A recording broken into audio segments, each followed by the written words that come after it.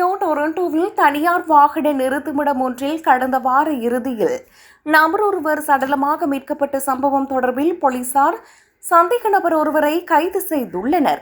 மர்மமான முறையில் கொலை செய்யப்பட்டவர் இலங்கையோ அல்லது இந்தியாவைச் சேர்ந்தவராகவோ இருக்கலாம் என்ற கோணத்தில் விசாரணைகள் இடம்பெற்று வருகின்றன.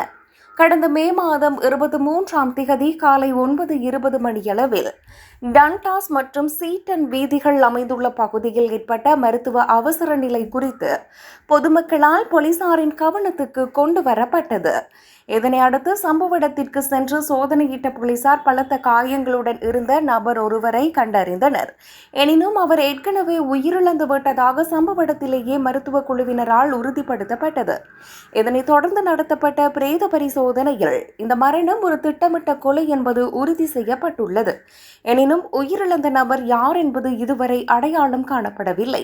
இந்த கொலை சம்பவம் தொடர்பில் டொரண்டோவைச் சேர்ந்த 30 வயதான பூபக்கர் டெம்பேலே என்ற சந்தேக நபரை போலீசார் திங்கட்கிழமை கைது செய்தனர்.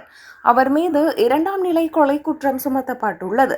உயிரிழந்த நபர் சுமார் 5 அடி 6 அங்குலம் உயரமும் நடுத்தர உடல்வாகும் கொண்டவர் என விவரிக்கப்பட்டுள்ளார்.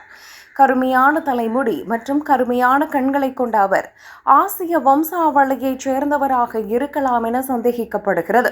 அவர் உயிரிழந்த போது இறக்கைகளுடன் கூடிய இதய வடிவிலான வெள்ளி பதக்கம் மற்றும் அதன் நடுவே ஒற்றை வெளிப்படையான கல்பதிக்கப்பட்ட ஒரு வெள்ளி மாலையை அணிந்திருந்தார். அத்துடன் விஷன் யூத் லீடர்ஸ் புரோகிராம் என்று எழுதப்பட்ட கருப்பு நிற ஜாக்கெட் ஒன்றையும் அவர் அணிந்திருந்தார்.